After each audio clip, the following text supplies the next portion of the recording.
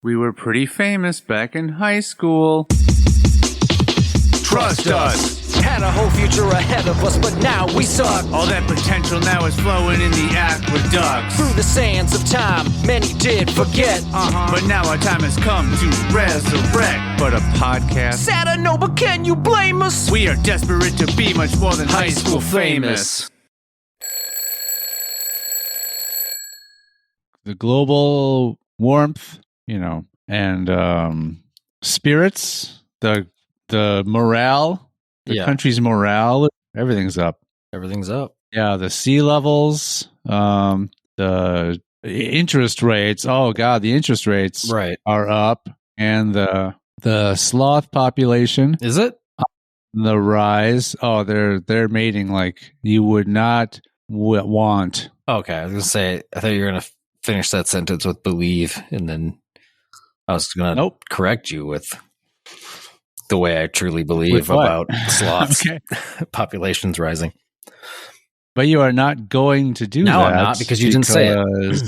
I didn't say it. Yep. No, I didn't give you the opportunity, even though you revealed what you would have said, or at least the spirit behind what you would have said. Right. You're not going to say it.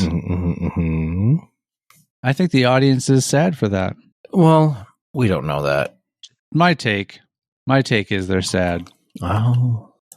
But I don't like to take. I like to give. Welcome. Yeah, they usually sound like that too. Your gives do, or the receiver of your gives? The recipients of the give. The recipients of the give. Yeah, that's what sounds like that. That's what sounds like that. Got it. Yep. So, welcome to High School Famous. I think you were trying to say that. I was in the works of saying it before I generously gave a huge interruption. Is that what you call it? Yeah. I gave you a big old interruption. An interruption as in a non-eruption? Like it's an inner rupture. Oh. My appendix just burst. I need to go to the hospital. You ejaculate internally. Into my appendix. Yes. I think that's what it's originally for.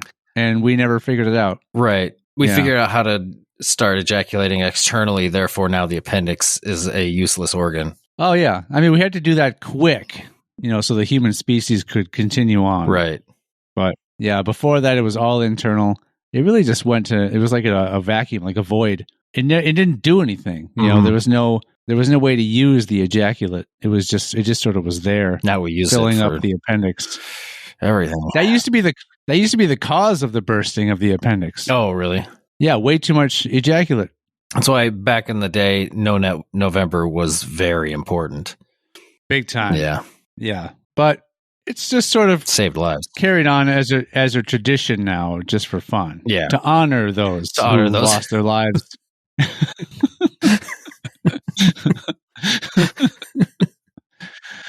Wow. Normally you shouldn't laugh at saying that, but in this context, I think it's okay. Right. Have you been participating in No Nut November? Oh, I thought I was muted. On my shuffling of my notebook papers. Well, I thought you were talking about the Movember, the whole where you no shave November. Where well, I've heard two different versions. I heard the actual original version is where you would shave day one, and then you would just start growing a mustache throughout the whole month, and that's to honor the pedophiles. Right. Yeah. That we've lost. To time. All those pedophiles lost to time. Moment of silence for those pedophiles we've lost over the years. Yeah. Mark this time. You don't want to cut this one. Yeah. No. I'm not. No. We haven't started. I'm not. We haven't. No, we did it already. It was literally a moment. It was that quick. There was a moment. Okay. Well, it's up to the listeners to figure out which moment of silence was for the pedophiles we've lost. Good luck. Mm-hmm. Let me tell you. Good luck. I wish you all the best. Feel free to inject your own moment of silence for any duration you choose. Don't adhere yourselves just to our. We don't have to necessarily leave in a moment of silence. Everybody can just pause and put in their own moment of silence for that, for as long of a duration as they feel they need to have there. Yeah, that's exactly what I was just saying. Mm-hmm, but I said it more eloquently. You said it differently? I said louder. Well, you can't help that. I said it louder and longer. That's not typical of from what I've heard. Who have you been talking to? It's whom. I don't know if it's whom. I've been talking to the locals. I don't know if it was whom or what. Or whom or whum. But you didn't answer my question. Or whyme. Have you been participating in No Nut November to honor the sloths or whatever we said it was earlier? The growing sloth population? Yeah. Was that what it was for? I can't remember. Wait, no, it was for the fallen who lost their lives because of their burst appendix. Sorry, it wasn't because of the sloths. I'm going to say that I have. Intentionally or unintentionally? I'm honoring I'm honoring our fallen brethren. That's all you'll say about that? Whether you okay. I just happen to be honoring them. I just lucked out. Just lucked out that way. Did they luck out that way, or did you luck out that way? Yeah, well, it feels good. It feels good to help. So yeah, but it also feels good not to help, if you know what I mean. Not to help. Hey. Speaking of dad jokes, let's get into this one. Speaking of nuts, hey, you know what? Very good. How about? Oh wait, you just chose the joke for me. Did you? Was it a toss up between a couple? And now I just. It was actually, yeah. All right, but we're gonna go with. Let's do this. I made a hiking playlist with songs from the Cranberries, Peanuts, and Eminem. I call it my trail mix. Nice. Yeah. It's a weird combination of artists. I know. Well, sometimes you want to really pick up the pace on your hike. Sometimes you want to slow it down. So you bring salsa? Wait, what is this? What are we talking about? Pace, salsa. It's a brand of salsa. Pace picante, yes. New York City, get a rope. Yes, okay. Yes, that's what we want to do. Yeah, those commercials are pretty fucked up because they allude to a lynching. Yeah, for choosing the wrong type of salsa. Different times, Yeah. I mean, people were way less tolerant back then of salsas. Yeah. But nothing else. Of salsa We brands. were totally chill about everything else back then. Yeah, it was a real cool place to live back then, as long as you made the right salsa choice. Yeah, as long as you didn't bring a salsa from the big city. Yeah. You were good. Otherwise, they might refuse to serve you. Which, to be honest, not sure how big of a city New York City was back in those times. Well, compare it to the other towns. Yeah, of those times. It was probably a lot bigger. Yeah, but were they saying like New York City back then, though? I don't think so, but they probably were getting a lot of their ingredients imported, maybe from New York City. They're not imported, but but they probably were doing a lot of lynchings. Oh yeah, well that's well documented. I wrote it myself. Hey, I'll read you the alternate choice just because why not? We've got so much to do. My friend claims I'm the cheapest person they've ever met, but I'm not buying it. You wouldn't, because you already have you. So why would you buy you? Well, you're buying the claim that you are the cheapest person ever, that person has ever met. You're buying that idea. You're buying into that idea. Got it. Which joke subject refuses to do. True. Yeah, my brain was going somewhere. I lost it, and that's just fine. Your brain, I didn't see it move at all. In fact, I didn't even see any activity that could have alluded to movement. I'm just that good. I'm like a sloth. My population is growing. Your brain is like a sloth. Mm-hmm. It's only getting bigger. It's only getting more. It's only growing in numbers. Let's get off the sloth thing. How many toes does your brain have? 0. Oh, so you're a no-toad. Your brain is a no-toad sloth. Right. Yeah. So, okay, let's get off the sloths then. To help them procreate, you mean? Get the sloths off. Is that what you meant to say? To help with the procreation of sloths? I don't think I'd want to do that. You said it. I think that would be actually a weird career to have, of being somebody that has to like help other animals. Well, just think about working at or being at a stud farm and having to help facilitate that. Like, or I had to jack off 10 horses today. Some people do that with for fun. Like whales and stuff, don't they? Or like other, not whales maybe, but sea no, but like just full on like fireman pulling it. You remember climbing the rope in gym class all the way up to the ceiling? I never made it all the way up.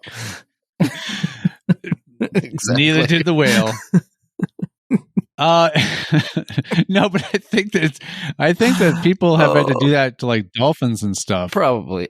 Dolphins seem like they're doing fine. Well, dolphins are very horny. They put on a good front. Is that like a penis joke? Well, it's not a joke. It's very serious. Oh. It's a penis serious.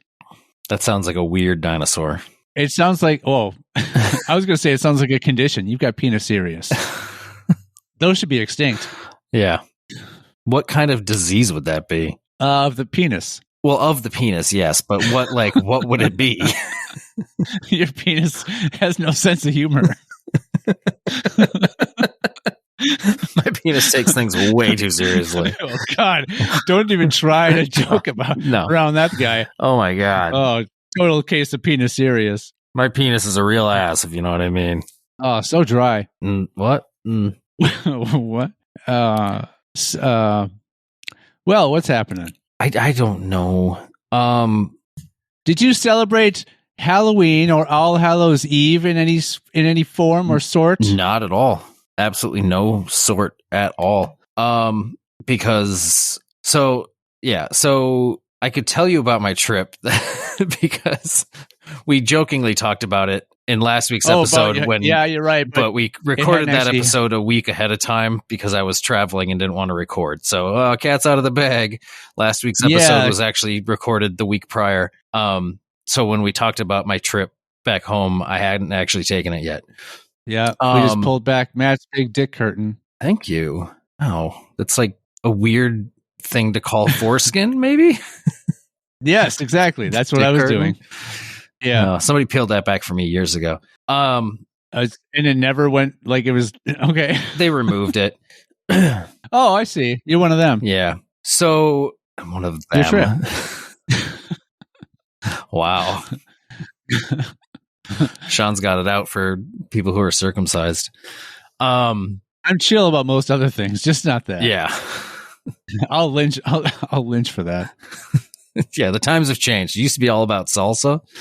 Yeah, now it's about. And when we say salsa, we're not talking about apropos of nothing's salsa. That is totally different person. You can eat him if you want in any way, shape, or form. Nobody. Yeah, I'm sure. No, I'm sure some people will argue over whether or not you enjoy him versus a different salsa. Yeah, I mean, would you rather dip your chips? Well, I mean, make your choice. I don't know. You're just not going to finish that sentence. No. Anywho, yeah. So I went home. It was fairly it was nice. It was fairly uneventful. The only thing that was kind of slightly eventful from the trip was on our way back home. Our flight was delayed going out by about 30 minutes.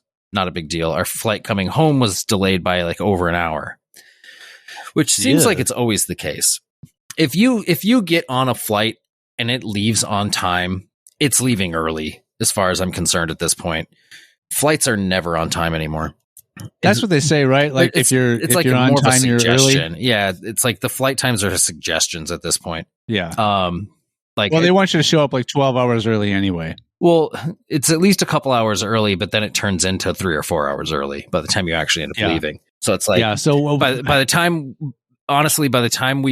we left our house to the time we actually arrived, we could have driven in that time. It ends up becoming the same amount of travel time in the end. But the only thing is like we didn't have to do the drive, which is a nice part of it, but it's like still annoying. So, but I don't know. It was fine. The trip was good. Spent some time with family. All that was fine. On the way back, we're waiting for the flight. We get to the gate. By the time we get to the gate where it said we were supposed to be, the gate had changed, so we had to leave and go to the new gate that it was actually at.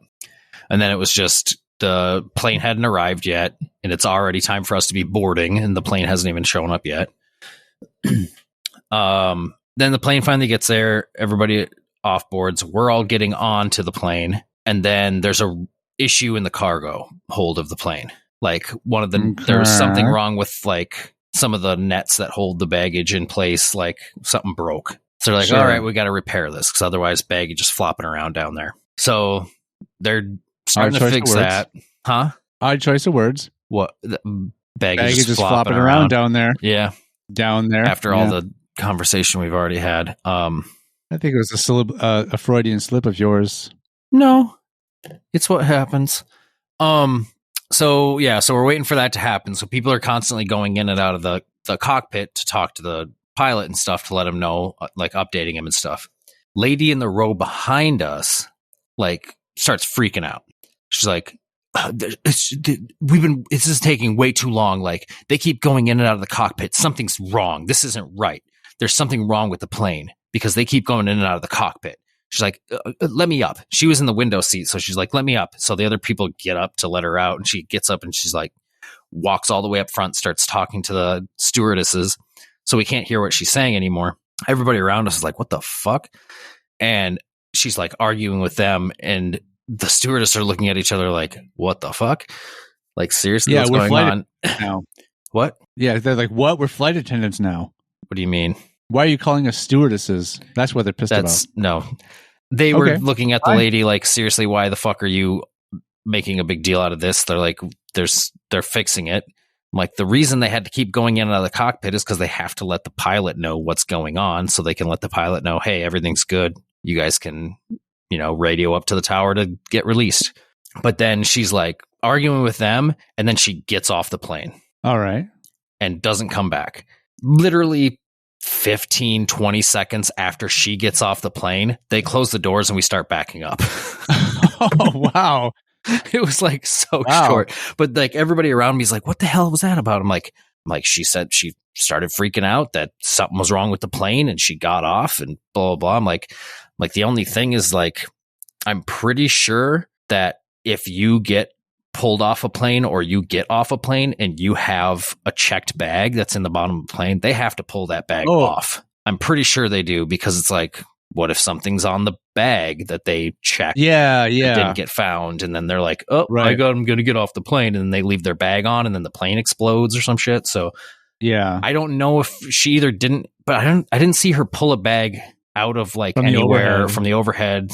She might have just had like a personal carry-on bag that she put under the seat. Yeah. I didn't really pay attention when she was walking up, but we left pretty quickly after she got off the plane. But then it was fine. We got in the air, we flew, we landed, everything was fine. Nothing happened to the plane. So I'm just like, she could be in Chicago right now if she wouldn't have freaked out and got up. Now who knows how long she's got to wait for another flight. Do you think the real issue was they wanted her to get off the plane?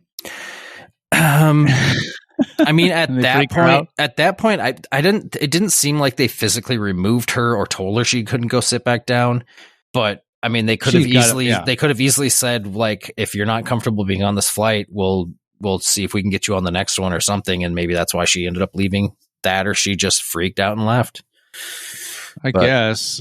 I think if she, I mean, I know she seemed to be distraught, but I think if she knew she had a checked bag or something on the overheads, that she would have seen to getting that back. Yeah, so I don't think she had anything in the overheads because she would have definitely came back and grabbed it or taken it out originally. Yeah. Wow. So she? I don't know if you heard anything about. Did she live in Minnesota or was she from Chicago? That I don't know. Yeah, she didn't state any of that or anything, but Iman said that she saw her drinking, like, because we went and sat down at a bar before we got on the plane because we had some time. Yeah. She was there drinking at that bar. And then when we left that bar, she was drinking at a different bar after that. So I think she was a little intoxicated. Perhaps. On top of just being a fucking crazy person. She's clearly nervous about flying or being on a plane where people exit the cockpit at some point. Yeah. Well, people were going in and out of the cockpit to talk to the pilot. Yeah. I mean, why not? That's where they are. That's where you're going to have to go to talk to them. Right. Also, on the I forgot about this till just now, which I don't know why I forgot about this, but on the flight out to Minnesota, I was sitting in the middle seat. The guy next to me in the aisle kept like staring at me a lot, which was unsettling, but then kept touching my leg with his leg. Like my legs were like, I had my legs like against each other and way left away from him, and his leg kept creeping. Like his leg was sticking over into my area by about 6 to 7 inches. Wow. And kept touching my leg. And at one point I literally like pushed my leg against him away, and that didn't stop him. Like he kept doing it. It was so annoying. I was literally I hate like trying to causing some sort of a scene, but I was literally about to just be like, dude, stop fucking touching my leg. Well, you maybe didn't have to approach it like that. You could have just said, hey, could you try to not to bump into my leg? His legs were so widely spread. It was so fucking weird. And the fact that he kept staring at me throughout a lot of the flight, I'm just like, this, if I speak up, this guy might be crazy. He might do something fucking nuts. He might mount you. Like, I don't know. He would like, it was weird. And I was very unsettled by him throughout most of the flight. And I'm just like, I just want to get off this plane without being like stabbed or some shit. Like, who knows if he has like a pen in his pocket that he's just going to start jabbing me with. But you didn't pull a move that lady did in time. You didn't just stand up and declare that you were exiting the plane because of some suspicious activity. Well, unfortunately, we were already, mid-flight when that was all starting to occur. So that would have been a weird time to exit the plane. So that's what I'm saying. You didn't do it timely enough. Right. So the guy didn't start really freaking you out until you were partway into the flight. So yeah, it was probably shortly after takeoff when he started being weird. And he's like, now it's time for my own takeoff. Yeah. He started undoing his suspenders. It wasn't November yet, so he could nut. He could, and he did. He doesn't give a shit about the sloths and the past appendix. the sloth appendix? Yeah. I wonder if other animals have an appendix, like other mammals. I don't know. I've never really thought about animal anatomy. Me either. Except, when we had to, dissect a frog? Yeah. Or whatever that was. Yeah. Look at a cow's eye. Dissected frogs. I think I dissected a baby pig. Did you ever have to dissect a worm? Yes, we had to do that. Like, pointless? Could you tell? Like, if you cut a worm in half, could you see anything inside of it other than just like it's a bunch of mush? I'm like, oh, check it out, more worm. Yeah. Just as I suspected. I got 2 worms now. Like,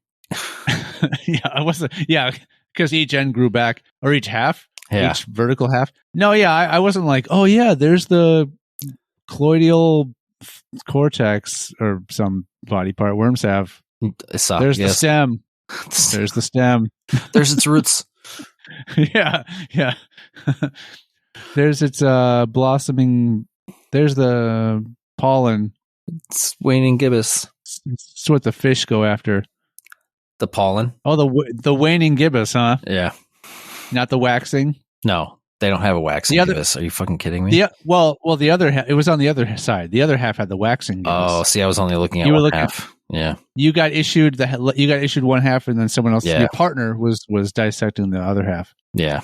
Interesting. So you had like your biology class had more than one student? You named almost every science there is. Yeah, sure. Yeah, that was close to every science. Speaking of death, Sean, I want to read you some of the funniest and weirdest ways people have actually died. How verified are these stories? Internet. Okay, perfect. I think they're pretty accurate. Well, when they say stuff like they've actually, like how this actually happened, or what those stories about people's funny last words, you kind of have to go, well, it's either too good to be true or it's so good it's awesome. It has to be true. These ones don't seem like, because I've read through this list and some of it, they cite sources at the bottom of this list. But so one of the sources is Wikipedia's list of unusual deaths. Okay. I tend to believe most of what gets put on Wikipedia because, it's run by people who will go in and correct mistakes and shit like that. And then a lot of them are from just, searching weird websites and stuff. Yeah. But these don't seem like so utterly ridiculous that they seem untrue. Sure. Like they're so out there that it's almost it's too unbelievable. Yeah. Looks like there's about 30 of them here. They're not super like length. They're pretty short little descriptions of what happens, so we could probably burn through them pretty quickly. Yeah. There's some names that I will have a hard time pronouncing, and there's some locations that are like hard to pronounce, so I might just kind of like skim over stuff that's hard to figure out. But out of respect, do we want to change the names and locations of the stories? No. Oh, of course not. No. I respect one thing and one thing only, and that's the sloth population. Yeah. And those that have died from nutting inside themselves. Well, that wasn't the sloths. I know. I said, and that's why I said, and those who have died. Oh. So by one thing and one thing only, I mean two things. Two things. Yeah. Typical. Okay. 1 + 1 = 2. It makes sense. All right. This first one is death by beard. I assure you, these aren't ridiculous. Yeah. Can you though? Yeah. Hans Steininger from Austria was famous for two things. Name three things. One, having the world's longest beard, 4 feet 7 inches long. Okay. And 2, for dying due to his beard. In 1567, there was a fire in Hans's town, from his haste, he forgot to roll up his beard. Of course. Yeah. By accidentally stepping on his beard, he lost his balance, stumbled, and died after falling and breaking his neck. Oh, no. Yeah. That's not what I thought was going to happen in that story. You think his beard was going to catch on fire? I thought his beard was going to catch on fire, and then he would burn alive. And then he would have ended his life with not the longest beard in the world. Yeah. He stepped on his beard and fell and broke his neck. Yeah. I read this story on a different website previous to this one I found with this list. It just said that he died from running. He died while tripping on his beard running away from a fire. And to me, that sounded funnier for some reason. Yeah. Well, because the exact cause of death could have been anything. Yeah. To me, then it sounded like he tripped and the fire got him. Oh, yeah. Like it was a really fast. It was either a really fast fire or he it reached out and grabbed him. Yeah. So I got you. To me, that just seemed funnier for some reason. Lame. This next one bit his tongue. Now, come on. While falling and breaking his neck? Is that what we're going to have happen here? No. Okay. Alan Pinkerton, the founder of the famous Pinkerton Detective Agency. Sure. That we all know. We all know that. Yeah. All of us. Died in Chicago in 1884 after he slipped on the pavement and severely bit down on his tongue. Due to the painful bite, his tongue became infected with gangrene, which resulted in his untimely death. This was when? 1884. Did you think they would have had something? You think they would have had something? A gangrenous tongue? Oh, that would be just awful. No, I mean, no. I know. No, you can't. I can't. Oh.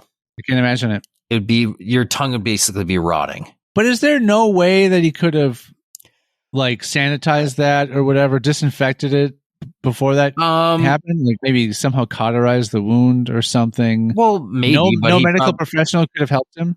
I'm sure he probably didn't seek medical attention. If he just bit down on his tongue, he's like, oh shit. I'll let it heal. But it got an infection. And then by then it was too late. All it did say was that he severely bit his tongue. So this doesn't even say that the end of his tongue was bit off or anything like that. He bit deeply into his tongue and it got infected. Well, which one do you think is more embarrassing. I'd say they're still tripping over your beard and breaking your neck. Oh, yeah. You know what I'm picturing? I mean, they're both in the movie weirdly self-inflicted, so... Yeah. You know what because they're both just falling. Yeah. You know what I'm picturing? That guy in The Life of Brian who was sitting in that pit, not talking forever. Okay. And then Brian fell in the pit and he like stepped on the guy's toe and the guy said, ouch. And he was pissed at Brian because he made him talk. Do you remember this guy? No, it's been a long time since I've watched that movie. He was basically this guy just sitting naked in a pit, but his beard and hair were crazy long. So that like hung down and like covered his whole body. Basically, it was blocking it, but he was just like, then he climbed out of the pit and he was hopping around all angry, yelling at Brian. So when you said the guy had a super long beard that he tripped over, I pictured that guy right away. Gotcha. So what a hilarious way to die. This one is called Stabbed His Toe, but it should really be called Stubbed His Toe. All right. I'll be the judge of that. Famous Tennessee whiskey distiller Jack Daniel died of blood poisoning that originated in his toe. One early morning in 1911, Jack Daniel kicked his office safe in anger because he couldn't remember the combination to open it. That anger and a powerful kick to the safe resulted in an infection in his toe and ultimately Jack's death. Jack Daniel's last words were, "One last drink, please." So it should say stubbed. It should say stubbed. I think what would have been a better outcome is if he is angry that he can't remember the combination to the safe. He kicks the safe, stubs his toe. The safe falls on him, kills him, and the safe door opens up. I thought you were going to say like the safe opened, but yeah, prior to like all of that. No, he still dies. He realizes that was the combination all along. Yeah. That combination of things was the combination all along. Yeah, it's not your combination that's just like turning a dial to the right set of numbers. It's a combination of actions. Yep. That starts off with you angrily kicking the safe. Mm-hmm. But you normally, stabbing your toe. In stabbing your toe, yes, with the safe knife. But you normally place it doesn't really work. You got wax in your ears, boy? I said the safe knife. It's a safe knife. How'd you get stabbed by a safe knife? It's not like safe knife. Yeah. It's the knife of the safe. It's a safe knife. Yeah. It's what you stab yourself with when trying to open the safe. It's a knife you keep. It's a knife you keep in a safe. No. If the knife is in the safe, you can't stab yourself by kicking the safe. The knife has to be on the outside or exterior, for those that went to college, of the safe. Mm-hmm. But normally, in place of where the safe would fall, you just put a pet of some kind that's maybe a little older, right? So the safe can kill the elderly pet, mm-hmm. and then the safe opens, and then you're free to take the treasures within. Yeah. In this case, a lot of Jack Daniels, as it were. This next one's called Drowning by Gifts. Ah, right. The gift Draco was the first legislator of Athens in ancient Greece, and whose legacy is known for its harshness. Thus, the term draconian is often related to unforgiving rules or laws. Draco's death. Do you think back then they walked around and went, "Oh, modern Greece. Oh, present day Greece." Right. Oh, welcome to current Greece. It's lovely here. Meet our new legislator, Mr. Draco. Yes. Draco's death in the 7th century BC came about when he was smothered by a downpour of cloaks, hats, and shirts thrown as gifts by his appreciative supporters at the Agatan Theater, Agatan Theater, whatever it is. I can't see it to try the theater to help you. Where he was speaking. But yeah, the current theater.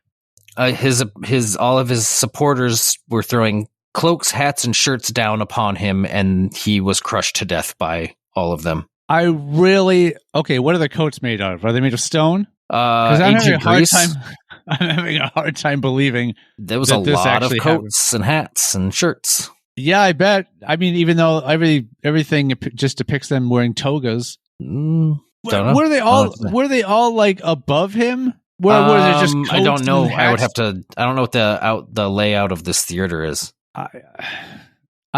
No one could help this guy. I have a hard time believing this is exactly what went down. I'm going to be honest. No one can help this. If he gets buried in outerwear. Mm-hmm. And then all of his supporters are there. All of those supporters are obviously witnessing this because they were there to throw the clothes at him. They see him not getting up. No one's going to rush and like, hey, let's help this guy out. We're supporting him. They didn't want to also get buried to death. Like, we have to wait till everybody's done. Then we'll get in there. Oh, sure. Yeah, and by then it was too late. I'm giving you the information I have.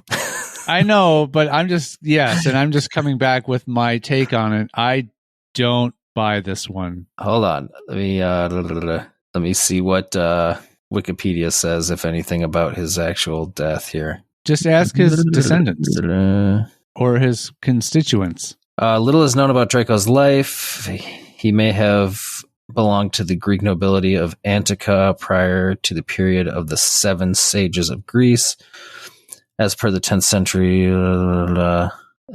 chronicles, a folkloric story of his death. His supporters threw so many hats and shirts and cloaks on his head that he suffocated and was buried in the same theater. The truth about his death is still unclear, but it is known that Draco was driven out of Athens by the Athenians to the neighboring island of Aegina, where he spent the remainder of his life. It was the Aeginetan theater, so wherever in the island of Aegina, where he was performing in that theater or speaking in that theater, where he was supposedly crushed to death. So, sounds like he was given a fresh coat of pain. Oh boy! This next one is called Elephant Squash. All right, I'm with you so far. Eleazar of Varian, a biblical hero, was killed in 163 BC by an elephant in the Battle of Beth Zachariah, according to 1 Maccabees. Blah, blah, blah. It's a Bible entry. In order to defeat King Antiochus V, Eleazar rushed into battle, thrusting his spear into the belly of the king's elephant. The elephant died and fell on top of Eleazar, killing him also. So that also resulted in the king's death? It just says in order to defeat the king, that's what he did. Right. It doesn't state that the king was defeated. I think the king could have easily survived that. Probably. I mean, I guess that's not the stupidest of deaths. It was just like, maybe he came out a hero in the end of that. Like, he sacrificed his life to... Yeah, probably. It was just a miscalculation. Probably not the wisest move. Yeah, that or he's I know this will kill me, but...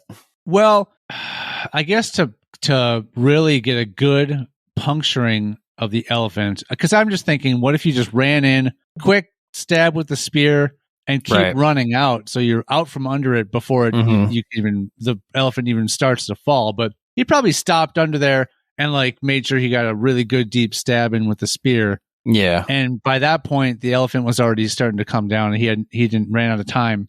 Perhaps. Yeah, should have used a gun. He should have used a gun spear. Mm-hmm. An elephant gun. He should have given the elephant spearmint gum. This next one's strained bladder. Tycho Brahe, perhaps, is how it's pronounced. A Danish nobleman. Exactly how it's pronounced. Was known for his comprehensive astronomical research. Tycho died October 24th, 1601, from bladder complications after attending a banquet where he refused to use the restroom, knowing that it was impolite to leave before the meal was done. After the banquet, Tycho no longer was able to urinate, and 10 days later he died. It is reported that he wrote his own epitaph stating, "He lived like a sage and died like a fool." I think your place is haunted. No. That is one of the dumbest ones. Very self-inflicting. Like, you're gonna die. Well, he probably didn't think he was gonna die, but essentially he died to avoid being rude. Well, I'm trying to think, like, how long was this banquet that he was attending? It was 12 days. Like, because the thing is like, you can hold your bladder for, several hours. It can end up being painful. Yeah. I don't know. I think the detail that people are skimming over was this guy was holding his bladder. It's probably a bad sign. I don't think it's exactly that caused his death. He was holding it externally. Yeah, he was holding onto his bladder. He didn't want to be rude, so he was holding it gently in his hands. That caused a lot of bleeding, and just overall endocrine system. I mean, that failure. would explain why he couldn't pee anymore. Exactly. So his system started failing and he died. Could you imagine, though, like you hold your bladder for that long, right? By the time you're actually going to go to the bathroom, you can't pee anymore. But 10 days later is when you die. Oh, that's got to be, Those 10 days would be awful. Agony. Yeah. Oh, there were probably ruptures of some kind. Like sure. I would have like done anything to relieve that after that time. Like, I don't know. I would have released my bladder. I would have figured something out. I mean, it was 1601. I guess they didn't really like, not like you can go to the doctor and have them extract the urine from you. Probably not. Yeah. They probably would have just like drilled a hole in the side of his head and stuck some leeches in there. Probably. This'll do it. Here, drink this lead. Yeah. Here's some mercury. Yeah. Pitched ball at the top of the 5th inning. Ray Chappie Chapman. It's a hell of a nickname. Chappie. Shortstop for the Cleveland Indians baseball team was hit by a submarine ball, whatever that is. That must be a specific type of pitch. Thrown by Carl Mays. The baseball hit Chapman in the temple. Chapman collapsed and died August 17th, 1920. About 12 hours later. He remains the only baseball player killed by a pitched ball. Hit in the temple? Hit in the temple. That would 1920s. They weren't in the 1920s. I don't believe they were wearing helmets. They weren't wearing any type of helmet at the time. Maybe they had some kind of, what was that, football only, where they had those leather? They had like leather helmet things that with no face guards or anything. Yeah, baseball, I think you're right. I think by that time they were just wearing their baseball caps. They weren't wearing any kind of protective headgear. Not even clothes. Not even just clothes. Hats. Yep. They just wore hats. No cleats. No jock strap. No nerd strap. No geek strap. No emo goth strap. No butt strap. No, yeah. You like a good butt strapped on, do you? Like a butt strap, not a butt strapped on. Oh, I see. Strap on, yeah. Yeah, I thought that's what you were. A butt strap on when I'm like, I want to get fucked in the ass, but not mine. Yeah, and not from behind. Yeah, I would like to get fucked from the front, in my butt from the front, please. Please? If that's possible. This one's called Kicked Off Train. Kicked Off Train? Yeah, sounds pretty straightforward, right? I'm going to predict in my head what's the outcome of this story. Well, prepare to be wrong. Okay. On July 2nd, 1903, Ed Delonte, a Hall of Fame baseball player for the Philadelphia Phillies, 2 baseball guys in a row, was kicked off a train by the conductor due to being drunk and violent. After Ed got thrown off the train, I almost said plane, he drunkenly wandered across a bridge in New York and eventually fell off into a river. Unfortunately, the river led him to Niagara Falls. Oh, no. This isn't what I had in my head at all. Yep. You were right. It was a bit of a mislead there at the beginning. It was. So he told him to get off. He was removed from a train. And so, but I do like the sentence of he kicked him off the train for being violent. I'm like, isn't that violence in itself? No, I think he removed him from the train. So he was being violent. So the train part has nothing to do with it. Nothing to do with it. He's just because it was just kind of the reason he was where he was at was basically all the train what had led to him to not be on the train and to find himself in the river that leads to Niagara Falls. I guess what the starting cause of what led him to die the way he died was being removed from the train. Had he not been removed from the train, he would have not died in such a manner. So it's the conductor's fault, of course. That's murder. Can you indirect murder? I mean, no. Judges? They're deliberating. I would say no. Oh, okay. Oh, you're the judge. Like if you got kicked out of a bar for being too drunk and then like walked down the street and got hit by a car because you crossed the road in the wrong way, it's not the bouncer's fault for kicking you out of the bar. I mean, if they didn't, you would still be in the bar. Yeah, but you were still the one who, drank in the bar. Oh my gosh. In the street. So. Oh my gosh, drank in the bar. That's not allowed. No. How dare you violate bar policy? Yeah, it's one of those. It's one of those alcohol. things that you. It's one of those things where you get kicked out of a place that. Yeah, you can be allowed in and kicked out of a place for the same reason. Exactly. Yeah. Speaking of bars, this next one's called Beer Flood. Oh, cool. A baseball player was. Oh no, this one's on October 17th, 1814. The MEUX, is that Mo? It's French, isn't it? Yeah. Well, because like it's EUX. Yeah, MEUX. I say that's probably like Mew and Company Brewery had huge vats of beer rupture and rush into the streets of Tottenham Court Road. In total, 322,000 gallons flooded the town, and 8 people drowned in the beer or died from injuries. To this day, the incident is referred to as the London Beer Flood. So it was in the streets, plural, of something town road, whatever it said. In the streets of Tottenham Court Road. Yeah, sounds like one road. Yeah, it was the streets of that road, though. Gotcha. Oh, the streets. Okay. Yeah. All the roads have multiple streets. So, like tributaries. How much beer was in this place? Well, at least 322,000 gallons. It was a brewery, so they probably had some like giant. I don't know how beer's made. Can you make it in a giant tank? Yeah, they are. It's brewed in giant tanks. Okay. You've never been to you've never been to like a beer garden, or you've been to breweries. Yeah, I've never you've never done a brewery tour? No, I've not done that. Okay, well, it's basically it's a bunch of giant tanks of beer. I've only been to, I can think of maybe 2, but it was just meeting friends to have some beer, have some drinks. It wasn't like to tour the place or anything like that. So I didn't pay attention to.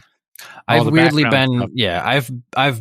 I don't drink beer, and I've been to brewery tours. So it's like, you walk around and you like hear about everything and you're like, oh, cool. And then you sit down at the bar and have drinks and stuff. And I just sit there and hang out. Yeah. So.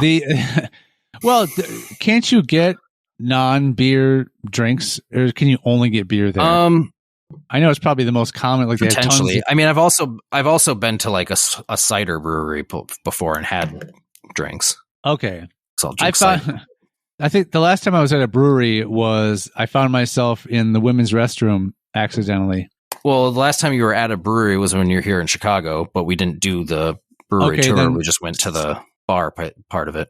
Then sometime before that, when I was in a brewery, I found myself in the women's restroom because, I had some things. And so I was walking along. I had to go to the bathroom. So I just went through one of the doorways that there was a bathroom. It was a doorway to a bathroom. Mm-hmm.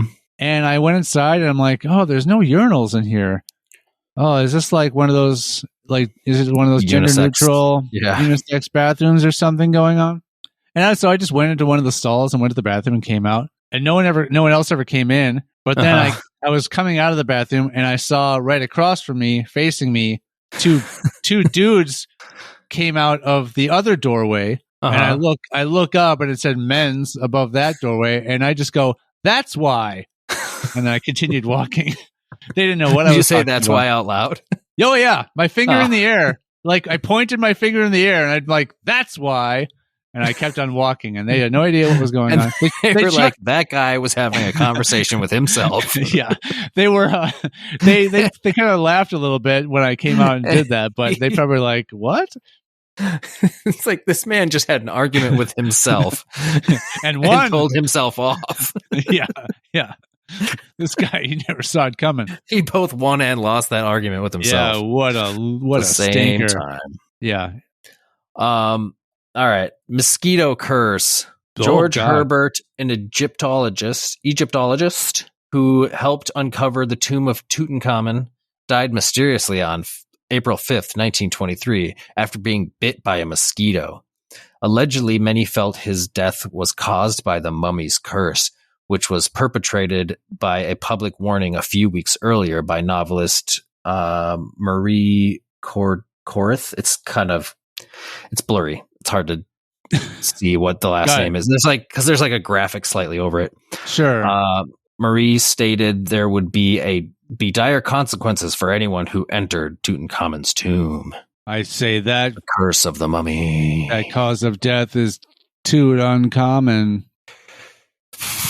Robot murder. All the time. Happens all the time. Kenji Urata worked at a plant in Tokyo that was operated by 50,000 industrial robots. On July 4th, 1981, July 4th, a big holiday in Japan. Of course. Kenji failed to completely turn off a malfunctioning robot he was fixing. I mean, it was malfunctioning, so. Due to his error, the broken robot pushed him into a grinding machine.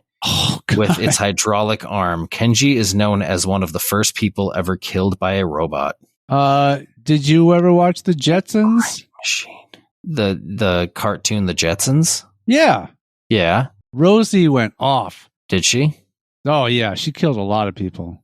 I don't believe that. Anytime also cartoon. Elroy, yeah. Elroy just had to give the word. And then, Rosie would take care of anybody that was bothering him at school. Can you name the daughter from that show? Exactly. Well, neither can I had... Okay, there's George and Judy. Those are the parents, right? Well, I'm just going to tell you, I had to struggle to pull Elroy. I couldn't remember any of their names. When you said Elroy, I'm like, oh yeah, Elroy. I probably wouldn't have pulled it had you not said it. But sure. Everybody can remember George and Judy and I didn't Rosie. Even remember. Astro the dog. I didn't even remember. I didn't even remember Judy. Judy came to me as I was like trying to think of all the names. I didn't have Judy right away either because I was going to be like, can you name the daughter? And then I'm like, wait, Judy, is that the daughter? Shit. Yeah, I don't know. She had her hair was blonde and it was like up in a thing. Oh no, Judy is the daughter. Jane is his wife. Judy is the daughter? Yeah. George. Okay. Why is it so George, Jane, Judy, Elroy? Yeah. Name them like Jack or John or Jim or some other J or G name, Yeah. Greg. I know it doesn't keep with the theme, but anything that kind of gives that just sound. Yeah. Jastro. Drosy. That would have been too close to the dog's name. No, that was my suggestion. You were saying for the instead of name. Oh, okay. Yeah. No, let's call him Gastro. That's just even better. All right. Shooting a cactus. Oh, come on. David Grundman. In 1982, fired several close-range shots with his shotgun at a Saguru cactus. Wait a minute. Why are you... It sounds like you're questioning the pronunciation of cactus and not the first part. Yeah, no. Sorry. like Saguru cactus. Gotcha. Yep. The cacti, which stood 26 feet tall, dropped a 4-foot branch on top of Grundman's head, ultimately crushing him to death. It's like ultimately. It didn't originally, but ultimately it did. It eventually did. It took its time. It took its sweet time. Grundman's death is immortalized in the song Segura, written by the Texas band the Austin Lounge Lizards. That's just a little fun fact at the end. Well, the whole story was a fun fact. Why do you feel the need to shoot close range at a cactus, a non-moving object? I don't know. Good. I would say, here's my suggestion, Mr. Guy's name. I would say... Here's my suggested dead man. Stand a minimum, 26 feet away. Minimum. Yeah, just in case. Death by dessert.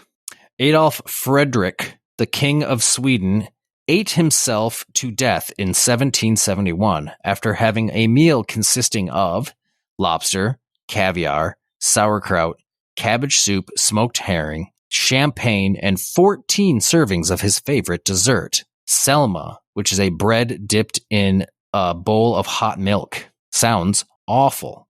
A lot of those things don't sound like they go well together. Oh no, most of them sound awful. Actually, he is known by Swedish children as the king that ate himself to death. Clever, but just Swedish children. Yeah, Of all those things he ate, actually, I don't like any of the things he ate. To be honest, I would eat the lobster. I'm not a fan of lobster. Yeah, I mean, I like it enough, but I would probably prefer crab or shrimp over lobster. I like shrimp. Crab I'm pretty okay with. Lobster I don't like, mostly because it's really sweet. It is. And it's to me, I don't know why that's off-putting for some reason. Crab meat could be a little sweet too, but not as much as lobster is. Yeah. But either way, both things you kind of douse in that butter anyway, so to help kind of salt it up. But caviar, no thanks. Nah, I'm not a fan of sauerkraut. I don't like the only cabbage I like is in coleslaw. I'll eat coleslaw. Sure. Smoked herring, no. I'd probably Champagne's fine for a celebration, like a glass of champagne. Yeah, like to toast something. But yeah. And then 14 servings of any dessert is a bad idea, but bread dipped in a bowl of hot milk for dessert, that's not a dessert. That's like broke people's cereal. I know. That's before cereal was invented. Yeah. This guy invented cereal. Oh gosh, and he died from his invention. Oh my God. Died from poops. Embracing the moon. The Chinese poet Li Po was well known for creating his famous poetry Intoxicated. Not that his poetry was called Intoxicated, but he would do it while drunk. I don't think there was any need to explain that. Oh, one drunken evening while in his boat on the Yangtze River, Li Po fell in love with the moon. Sure. In his desperation to embrace his newfound lover, he fell into the river and drowned. Yeah. And on his way down, he jacked off a couple dolphins. Because it was not November. Right. Because it wasn't on in November. It was, it clearly states it, one drunken evening. Yeah, there's no evenings in November. No. It's not in... It's just all nighttime. Not in wherever he was from. I forgot where it said he was from. Yeah. Too much laughter.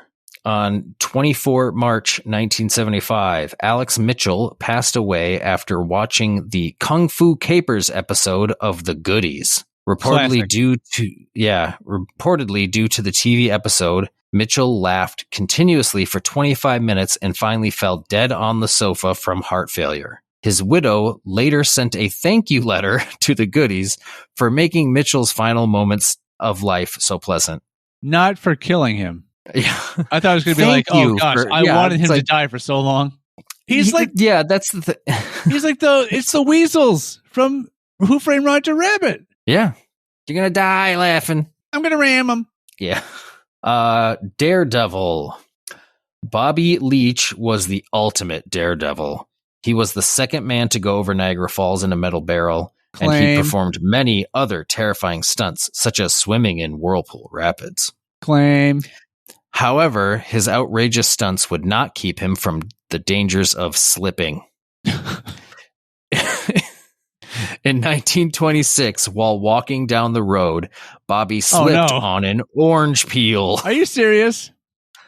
The fall injured his leg and caused it to become infected with gangrene. He died a short while after. What's a short while? Orange peels. Well, how fast does gangrene travel? Yeah, I don't know. A short while in 1926. Not as fast as the goss? Weeks. Not as fast as the hot goss. No, God, no. Yeah, apparently orange peels are the danger we should be worrying about, not banana peels. Cartoons have led us wrong. Yeah. Banana peels, not all that slippery. No. From what I've heard. No.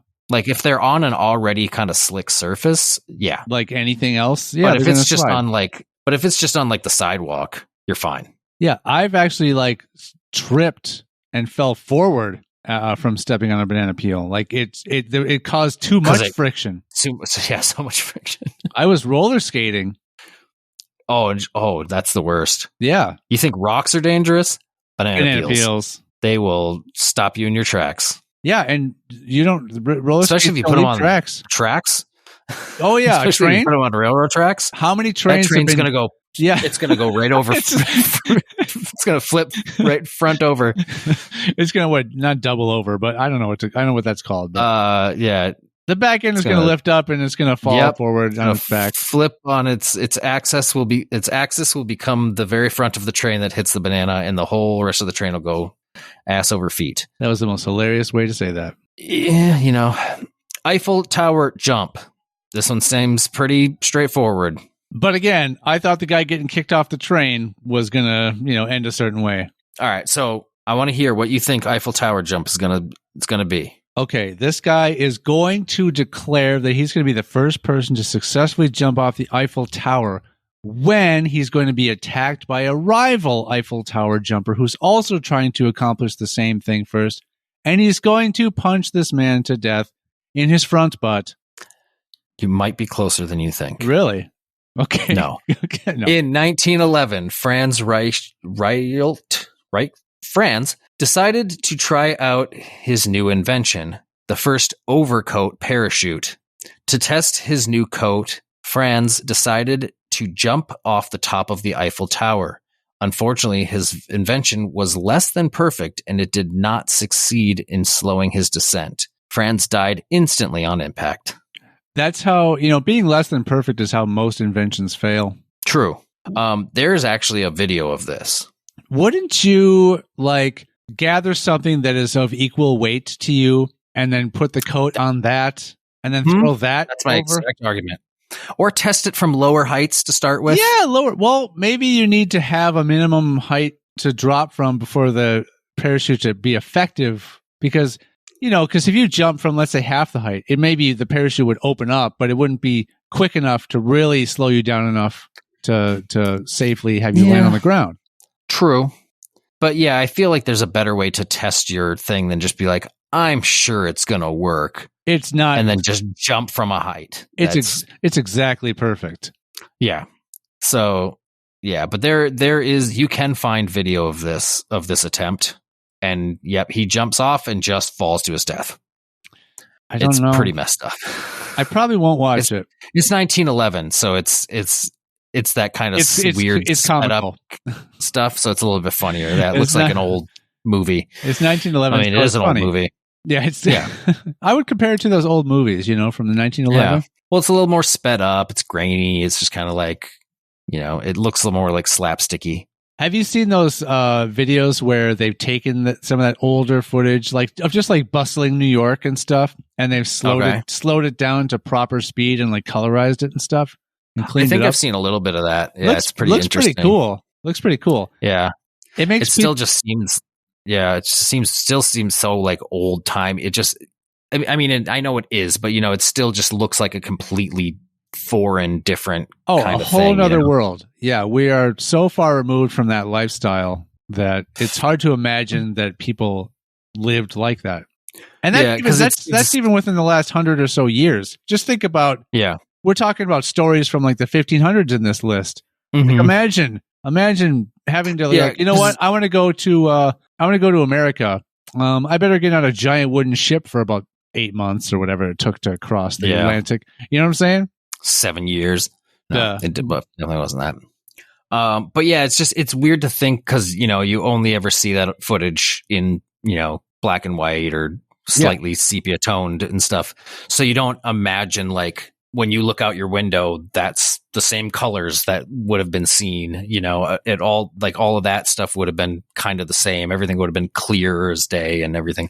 I think so to see it fixed up and cleaned up and colorized, you're like, oh, I mean, it looks like I'm just looking out a window now. Yeah. And that's what life is. And it's just kind of weird. I think of that when I watch, or if you look at old photos, or even if you look at something that's set in, say, even the 70s or 80s or even the 60s, that recent, because, the videography and the photography back then wasn't as clear and sharp as it is now. So you picture that it looks like that when you're just walking around. But no, it looks like what you and I look like. They're just dressed in the way they're dressed. But the way that all that stuff was recorded gives you that mental picture that's just what the world looked like. But it's just history deceiving us again, as it always does.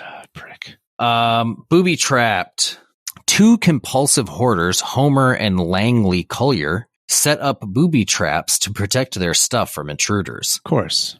You know how intruders love to steal stuff from hoarders? One unfortunate day One unfortunate day in 1947, as Langley was crawling through a tunnel of garbage, he set off one of his own booby traps. Langley was crushed under tons of garbage, and his paralyzed brother starved because he was unable to feed himself. Oh no! Oh no! I don't know which is worse. The guy who had starved to death? I think the starving to death is probably worse. Nobody strolled by and saw this guy in need of help and helped him out? I assume not, because if I think it was inside their house. Oh, it was inside their house. Wait, their house? I would assume so, or the hoarder's house? These are the hoarders. They were robbing themselves? In their own. No, he was crawling through a tunnel of garbage and set off one of his own booby traps. Oh, that's what. Okay. And then his brother died because he was paralyzed and couldn't feed himself. Got it.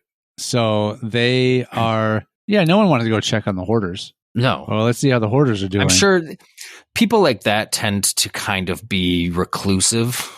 So everybody kind of like, oh, they usually don't come out very often at all. They probably never saw Homer because he was paralyzed. So Langley was probably the only one who ever went to town to get supplies. I say supplies as if it was not just groceries and things. They're like, hey there, hoarders, so it's supplies at this point. Hey there, Langley, still live alone? That's what I'd always ask them. Gathering more supplies. Yes, of course. I need more supplies for my home. It's 1947, see? This is how we talk. Yeah. The photographs will tell you. The photographs will tell you how we speak. That was a Sandcastle. August 7th, 1997, at a beach in North Carolina, Daniel Jones decided to dig an 8-foot deep hole in the sand and sit in the bottom of it. Good idea. Yeah. The hole collapsed in on him, trapping him underneath. Several beachgoers attempted to dig him out, but it wasn't until heavy equipment was brought in that he was freed, by which time it was too late. Clearly. Because, sand is so stable. Mm-hmm. I'm saying, he 8 foot deep, but obviously not very wide then, if it collapsed in on him. Because if it's 8 foot deep, but also 8 feet wide. Yeah, it was probably. Yeah, you'd be able to get out before. So it was probably a very narrow and deep hole. Yeah, I bet you it was just wide enough for him to fit in. Yeah, and sit down in. But here, what a weird thing to decide to do. I was just going to say, my biggest question is why? Why did he do this? Why? Well, lights out. This is February of 97, so a little earlier the same year. Yeah. Santiago Alvarado was burglarizing a bicycle shop in Lompoc, California. Yeah. To keep his hands free while on the store's roof, Santiago had placed a flashlight in his mouth. Do you see where this is going yet? I can, because of that handy flashlight. Unfortunately, death found him when he fell face first onto the floor and the flashlight crushed through his skull. Ouch. Yep. Ouch. That one's pretty brutal, because that one, of a lot of these, that one I can actually kind of imagine. Yeah. I wonder what that had to feel like. I wonder if he died instantly from that, or if he sat there in pain for a little bit. Even though he was a burglar, I hope that killed him instantly, because that would have been awful. What's with all these clumsy people, man? That's why some of these are the weirdest, funniest, and weirdest deaths. Yeah. Because it's they are just really odd situations. And the death wasn't we go from at all. Yeah, we go from clumsy death to a very stupid death. Driving with dynamite. Oh, yes. Paul Stiller and his wife on September 30th, 1996. Not long enough ago for this to be okay. Let's not bother naming the woman. Yeah, we're bored and intoxicated. To cure their boredom, but not their intoxication, they decided to go for a midnight drive. Of course, always do that as you do when you're bored and intoxicated. Yeah, why not? With a couple sticks of dynamite. Seriously, why not? Their brilliant idea was to light the dynamite and throw it out the window. Always a good time. However, due to their inebriated state, they forgot to roll down the car's window. The incident killed Paul and put his wife in critical condition. So they went to throw dynamite out the window. Didn't lower the window. And threw it at the window. Okay, this... what the fuck? You know that had to happen somewhere in the South, right? Oh, I don't want to. No, I don't think so. Not necessarily. It's where all the dynamite is. Oh, of course. That's where they keep the dynamite in this country. For some reason, when you first started telling the story, I was imagining fireworks instead of dynamite. And then toward the end, when you're like, oh, wait, this was okay. It was dynamite. All right. Pet snake. There are many people who own pet snakes. However, unlike Robert Pullerson from Florida, of course, most people don't own an 11-foot python. In 1999, Robert had removed his pet from its cage to feed him. When the hungry snake bit him on the forehead, Robert was found dead in his apartment with his pet snake entwined around his suffocated body. Well, he did try. His intent was to feed the snake. He successfully fed the snake. Yeah, the snake just ordered something he wasn't expecting. Mm-hmm. Yeah. Oh, right in the forehead. Yeah, I mean it's a python though. Pythons aren't venomous. No, but still, to get bit in the forehead. Yeah, it would hurt. That would hurt a lot. And then, but of course, he'd probably be fine. Yeah, it would have been fine had it not been for the events that followed. Yeah. So at least he wasn't found inside the snake. Yeah. It sounds like it hadn't gotten to that point yet. Yeah. Peacock scratch. That's my DJ. March 30th. That's my DJ name. Yeah. On March 30th, 1997, Vikai Thongtu from somewhere Thailand, aka DJ Peacock Scratch. Yeah. Was feeding the family's 4 peacocks when one clawed at his head. Vikai soon began suffering headaches and fell into a coma. A hospital scan showed a blood clot on his brain due to the peacock scratch. Unfortunately, he died the next day. Wow. Isn't it ironic? How? Because it's unfortunate. Oh. Deodorant heart attack? Always. Jonathan Capewell from Oldham, England, became obsessed with smelling fresh and would never. Well, if you're from a place called Oldham, you probably are like, yeah. I'm gonna get my odor under control here. Yeah. He would cover his entire body in deodorant at least twice a day. He died July 28th, 1998 from a heart attack after the deodorant gases built up in his body over months of repeatedly spraying himself in his unventilated bedroom. Oh, he used the spray. That's why. That makes more sense. I'm thinking twice a day. Yeah, that's crazy. But I'm thinking if you're just using a roll-on or one of those stick deodorants and you're rubbing that all over yourself, how is that going to seep in and cause a heart problem? Right.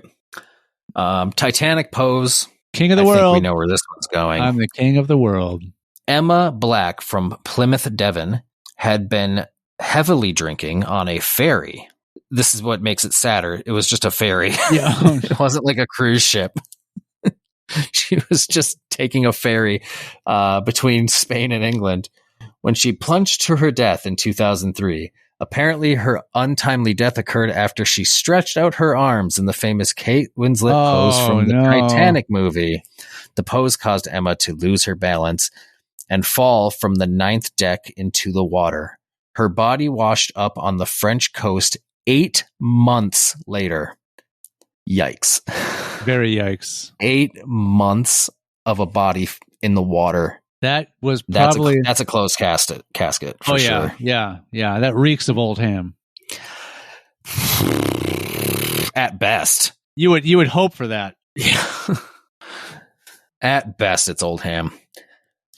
All right. This one's called Shocking.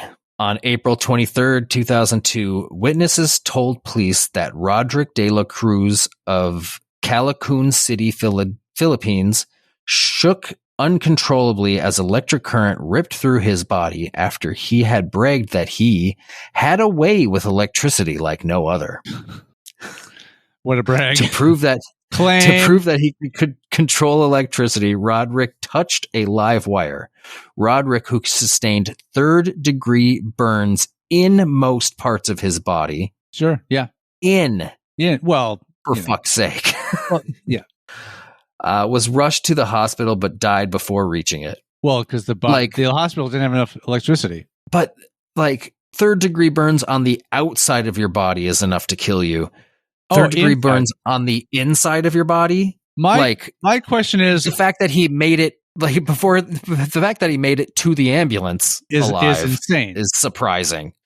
My question is, in what way is he trying to control the electricity here? What is he trying? He's not trying to control it. He just has a way with it. No other. Gotcha. He was trying to have his way with it. Which sounds kind of rapey, to be honest. It does. Yeah. They never see it coming. Yeah, I have a way with electricity like no other, if you know what I mean. It's shocking. No, it's not. It's not at all. It isn't. I'm not happy with that. Okay. All right. Hamster's saliva. Okay. All right. Goro Ito, a man from the Satayama prefecture in Japan, died after his pet hamster called Iko, whose name translates to as little love, bit him. Gross. An autopsy on Goro showed that he had died after reacting to a protein in the hamster's saliva that brought about a fatal case of anaphylaxis. He should have played it cool. Shouldn't have let his hamster bite him. Well, he shouldn't have reacted the way he did. Oh, I got what you mean. Yeah, very good. He overreacted to the saliva. Oh, yeah. Dude, play it cool. Dude had a total overreaction to that. Dude, little love is going to reject you. Yeah. How many of these are doing? How much more of these? There's only 3 left. Oh, okay. There's 3 left. I didn't know. That's why I kept going. So I'm like, okay, we're almost done. Got it. Swallowing a newt. In July of 1979, a 29-year-old college student. First off, 29. You're too old to be a college student. Also, you're too old to be stupid enough to be swallowing a newt. Look, I forget how old. Maybe I wasn't 29. You don't have to be. I mean, yeah. I guess that's a little bit rude of me to say you're too old to be going to college, but to state it that way, state it as a 29-year-old college student makes it seem like he's been in college the whole time. Well, I understand your position because you dropped out of college way before you were 29. Way before you were 29. Yeah, so of course, it's ridiculous the thought of someone still being in college at 29. Yeah, I was, 10 years before I hit 29, I dropped out of college. Dude, I was a college dropout way before. At 19, yeah. Brag. 29-year-old college student from Coos Bay, Oregon, swallowed a newt on a dare. Like, you're too old. You're too old to be peer pressured into doing something stupid like this. That part is, yes. The age of being in college, you can forgive that. But to be that age and swallowing a newt on a dare, no excuse. Right. I wanted her to like me. Unknown to the man was that this particular amphibian's skin produced a highly potent toxin that would kill a healthy male adult even at 1/30th its strength. Unfortunately, the man picked up the deadly newt and swallowed it whole. He died later that day from cardiopulmonary arrest. Yeah. Less than a day it took him out. Jumping into a volcano. How does this end in death? Let's find out. Empedocles? Sure. Whatever. A well-known Greek philosopher, not that well-known, and scientist, threw himself into an active volcano, Mount Etna. It is believed that he did this so that his followers would think his body had vanished and he had turned into an immortal god. However, the volcano spit back one... Yeah. However, the volcano spit back one of his bronze sandals, revealing his deceit. In 2006, an underwater volcano was named after him. Another little fun fact at the end. Why not? An underwater volcano. Why an underwater volcano? Anyway. Yeah, so that's why I describe all my weakness. It's my Empedocles volcano. Shopping cart. This is the last one. 18-year-old Cameron Bieberl, college student, from Orlando, Florida, was riding inside a shopping cart while holding onto an SUV in March of 2008. The cart's wheels struck a speed bump in the shopping center parking lot at 42 miles per hour and overturned. The wheels overturned? Those are hard to miss. They're not hard not to see. Well, and somehow like the SUV didn't hit them, because if the SUV hit the speed bump at 42 miles an hour, yeah, like he probably would have lost his grip on it prior to anything. But it's like makes it sound like the SUV didn't hit the speed bump, but the cart did. Anyway, Cameron's body hit the pavement of the parking lot, and he died shortly after. That's it. Yeah, died of poops. That's all that happened to him. Wow. So those are some interesting deaths. I only hope to die in some fashion similar to those stories. Some comments on these. Damn, that was something. One of these was me. What? Oh, what? Somebody said, wow. Somebody said, bruh. Weirdly details and traumatized me for life. Could these be bots, perhaps? And then somebody giving a recipe for the best painkiller. Wow. Wow. Very insightful comments. Thank you, everyone. Yeah, it's just... Damn, that was something. One of them was me. Bruh. Yeah, one of them was me. Wow, bruh. So there you go. Wow, that was incredible. I kind of hope that, maybe not hope, but I think I would not be mad if I died in some sort of comical way, where people go like, "What? Are you serious?" I don't know, man. I don't know if that's how I'd want to be immortalized. I don't know if I'd rather just not be remembered at all, or be remembered for something completely awfully stupid. Yeah, I'm like, it's either something stupid like that, or I would rather just not die. Well, that one you don't have a choice on. I can choose. You can choose not to die. Yeah, but biology might not adhere to my choice. Especially during November. Well, if you nut during this month, you'll die. That's the rule. Oh. You can't nut during November. You will die. But what about all the people that are born in August? That was quick math. I don't know if that's accurate. Yeah. You mean all the people that would be born precisely after the time frame in which somebody would have to have nutted during November? That's correct. That's what I'm trying to get at. Yes. Yeah. I think those babies are all either overdue or premature. Okay. So what? Yeah. Wait. Oh, so the people born during whatever month that would be. Mm-hmm. Gotcha. The parents either. Yeah, they're either from October or December. Got it. Coitus. Got it. Mm-hmm. Got it. Well, that's a lot of fact checking. Or artificial insemination. Like they weren't really inseminated? Well, it was they weren't. It wasn't fake insemination. Not penetrative sex to cause the birth. Right. It was short range. Or the pregnancy. It was short range shotgun. And caused the birth. Yeah, they were within 26 feet of each other at the time of insemination. Of that huge cactus, which is what I call the woman.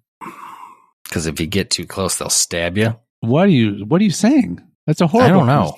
It's horrible for all of our Spanish-speaking listeners. For what was his name? Alejandro something de la Cruz from earlier. Yeah. The burglar, I believe. Santiago. No, that was a different person. There was a Santiago. Santiago was the bike thief. There was a de la Cruz at some point. Roderick de la Cruz. He was the guy who died from electrocution because he had a way with electricity. He had such a way with it. I think it had its way with him. I believe so. Yeah. I think there was a bit of a reversal on that situation. Yeah. A surprise reversal. A surprise sexual reversal. He had sex with electricity. The thing is like he probably like thought he had some sort of like thing with electricity because he probably grabbed. I'm thinking the live wire he touched in this situation was a live wire he was not familiar with. Biblically? Like he probably like tested out like live wires within like his own home or something like that, which is probably a lower voltage. Jinx. And then he grabbed, it was definitely not Jinx. For me, it was. Not on my end. I'll jinx on your end. But I'm assuming that he was trying to like impress some people and grabbed a live wire at some other establishment that was at a much higher voltage, and one can only hope. It fried him. One can only hope. He was at a power plant. Yeah. He was at Look what I can do. Was that fast, huh? That's the noise he makes during. All right. Well, great. Those were some great deaths. Those were some entertaining deaths. Let me tell you. They were. Some of them were. Some lived to tell the tale. I mean, I liked the idea of a train flipping over end. I like that because of an orange peel. Because of the orange peel. It was a banana peel. That was a banana on the tracks. The very friction-y banana peels. We need to copyright that. That's an idea we're going to have. We already have it. Prove that. Well, it's something we need to film. Oh, sure. Us proving that banana peels aren't as slippery as people think they are. By destroying an entire train. We might have to do a small scale. Yeah, miniatures, maybe? Yeah, we might have to do a miniature. Yeah. And it might have to be stop motion. Well, that's what the banana peel will take care of that. See you next fucking Tuesday. See you next Tuesday. Hey, now we're going to hear something that's special for Matt's birthday. What? It's way too late for that. I know, but now we can cut this stuff out. But I want to see if you can hear this right now. No. What? Not cutting anything. Fine, but let me just tell you if you can hear this or not. Where is it going? Let me try and open it again here. Did you test this previously to make sure it actually worked? Were you able to hear any of that? Nothing. Okay, then this is something I'll have to send you. All right. Yay. So yeah, I'll listen to it later, I guess. Whatever. Well, or you can send it to me and I can react to it live, and then I can put it sure on top of me reacting to it. Yeah. So hey, everybody listening to this now. Well, yeah, you're getting to hear my reaction to something that I'm putting in post. Yeah. Here's the thing. I don't know why. I got this to work one time ever where I could play something from the computer and have you hear it. Yeah. And what's funny is I ended up still putting the clips back in the edit so that they were more clear in the actual edit. Did you? So even though I got to. It was me and Pokey. No, were listening to stuff. Live in the recording. No, that was. Oh yeah, that was me playing it from my phone and holding the phone up to the mic. That one I might not have. Okay, the other one you did. I don't think I did edit that. The time where we did those historic like April Fool's jokes. Yeah. I was able to spaghetti trees. I was able to play that. You could hear everything. I don't know why. That one I did not edit back in. The Pokey episode, I took all those clips and edited them back in so that they were more clear. And we did that knowing that was what we were going to have to do. Anyway. Yeah. Yeah. So you're sending me something? I will. Wait. Oh, so you want to listen to it? Right. Okay. I see what you mean. Well, this way I can react to it. Yes. Even though you won't be able to. You already know what it sounds like, I'm sure. So I can just listen to it. So that way I can, and then that way I can tell you what's coming up, like what it is, too. Right. Shared with me. This is all great for everyone to hear. We're gonna go to. Where are you putting it in the drive? Yeah. Okay. Shared with me? Where's the stupid high school famous? Folder? I will probably have to edit most of this out. Yes. Okay. So now I want to upload new file upload. I still have a feeling I won't edit any of this out. Probably not. Probably not. Okay, it is almost done, and it is done. It's just a file called voicemails. Let me make sure it actually went in just in the main folder. It should be. Although I'm having trouble. Let me open that. Nope. What is that? This is awesome that this is what I decided to do. Where did it load? It loaded somewhere. It went into a folder. I don't know. Okay, so go back. Because for some reason, when I'm clicking on the high school famous folder that's shared with me, it's not just opening that. Oh, really? Yeah. So I'm double clicking on it even. Okay, now I'm in. Now you should be able to just drop it in. Now just new file upload. And we'll pick the same one. And we'll upload it. You can just drag and drop it. Yes, I know, but it doesn't matter. Okay. All right. So now everything shifts. There's one in there called voicemails.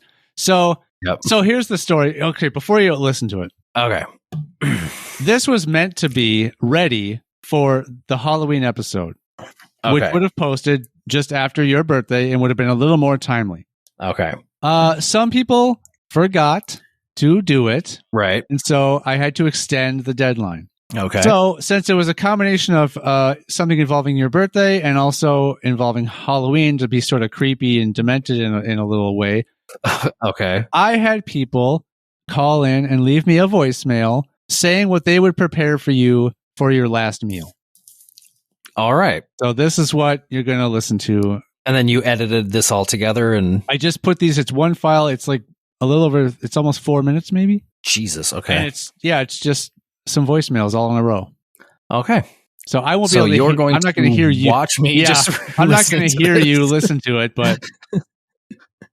All right, here we go. Hey, this is Mark. And for your final meal, I would prepare something light. I mean, I guess you don't need much, right? All right, Matt. Happy birthday. All the best. Are you on Mark's? Guess you don't need much. Yeah. Hello. This is Bearcat. Eric. For Matt's last meal, I would prepare a plate of beans. Thank you. Thank you. That was it. Yeah. A plate of beans. Hi, this is Mikey, and hey Matt. For your last meal, I would prepare you a great big bowl of crackers and milk. Ew. The food of my people. Also, I think it was your birthday or something. Anyway, bye. Greetings. It's the Apropos of Nothing podcast Oh God. with your hosts, Tulsa, James, and Jenna. And we don't know what we would make for you for your final meal before an execution. but it would Execution. start with garlic and Well, onions. yeah, last meal. Anyway, happy birthday. Death row. We hope you have a good one, and don't forget to eat the fucking cake. Hello, Matt. This is Scott from Canada. I'm Scott from Canada. lending my voice Yep. to wish you a very happy belated birthday. And if you were so unfortunate to have a last meal before execution, and I was fortunate enough to make it, I would make you you make it for me. craft Yeah, dinner that was the whole thing. with cut up craft hot dinner. dogs Yeah. and ketchup on top. Hope you had a great day. Love you, man. Hope you had a great day. Hi, Sean. It's Josh, your old pre and post high school chum. Thanks for once again allowing me to be part of your excruciatingly long-winded podcast. Josh, such a In hater. spirit of I your know. request to wish your Why do I hetero never life had him mate a on? strange birthday wish, I have prepared the following statement and song. Oh God. Matt, you're on death row for the murder of my dreams. Dreams so vivid and graphic that words cannot encapsulate their true beauty. So, for your last meal, I prepared a boiling soup bowl of my tears. Oh. Salty and riddled with pain, you will be filled with my sadness forevermore. Happy birthday, my old friend. Also, I lied, and I have not prepared a song. Fuck you for not bringing a song. Hey, Matt. This is Sean from high school. Oh, Sean. For your From high last school. meal, I would do something a little different. I think that I would prepare for you a pair of edible underwear. Mm. And I would hope that you would use this to try and seduce the lonely guard, Big Sam, into letting you out of prison. Mm. But if it doesn't work, I don't want to leave you hungry. So as a backup meal, I would prepare one of the many dogs I've killed over this podcast. And I would pair it with, of course, a piping hot bowl of Dr. Pepper. Take care. A hot Dr. I know you Pepper. had a happy birthday, and this is my message to you. All right. Yeah. Yay. Yay. You did a thing. I did it. It was great. I like how I clicked download on that so I could, add it in and immediately scanned it for viruses. Oh, yeah. It's full of them. Did it find them? It just said it was scanning for them, and then it downloaded it immediately. So it's hard to tell. They're like, sorry, we didn't do it fast enough. Oh, as I was listening to that, I remembered one more thing about my trip to Minnesota that I forgot to bring up. Yeah. We went to Rogers to go hang out with my family because on Friday we went and hung out with my parents and stuff, and we celebrated their 50th anniversary, which was on the 13th. Yeah. And so my niece was working, so she was going to be working all night, so she couldn't come. So we stopped in at her job to say hi to her. Yeah. and she works at the Holiday gas station. So as we're pulling out was Brooke. Oh, yeah? So we ran into Brooke for a couple minutes and got to say hi to her. And it was just a really weird, like, coincidence of just like, as we pulled in, she was pulling out and we spotted each other. Yeah. It was super funny. I don't know in what town she works, but I know she lives in Zimmerman. So that's kind of bizarre that she was in Rogers. It sounded like she works not far from there. Okay. Like she works somewhere in Rogers, I believe. But she was like, I think she like left work to get a haircut or something. And then she was like, I don't know if I want to go back. And we're like, don't. Oh, yeah. That was pretty much it. But yeah, we just kind of chatted for a few minutes and then. Oh, that's cool. That was it. But it was just kind of a funny little random encounter. Yeah. Oh, this is a funny little story. I went to on Halloween, Tool was here in Minnesota. Oh, really? Yep. So after I took Leo trick-or-treating, I went off and went to that. And then the show was over and I was walking outside and I see Dana and her husband. Oh, yeah. Crazy. I'm like, oh, Dana. And then she comes up and turns around and then she sees it's me and she goes, oh, you are here. She just assumed you would be, apparently. No. So what happened was, I guess she had messaged Mark and said, hey, are you going to be at the Tool show? And he's like, oh, no, I'm not. But if anybody is, Sean will. So then I'm not aware of any of this conversation. I just hear, oh, you are here. I'm like, not expected, but yeah. So that was cool to bump into her after the show. All right. Well, thank you everybody for your birthday last meals, because apparently I'm going to be on death row at some point in my life. Thank you for those. And yeah, we were trying to end this episode about 15 minutes ago. So yeah, we will see you next Tuesday. I'm doing sign language next Tuesday. No, you weren't. Nah, see? Bye. Bye.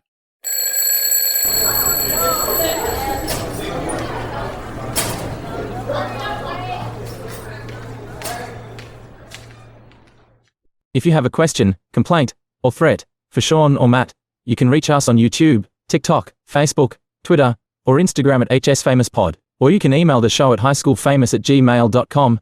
No animals were pleasured during the making of this podcast, despite our best efforts. All hail our Lord and Savior. The recipients of the give. The recipients of the give.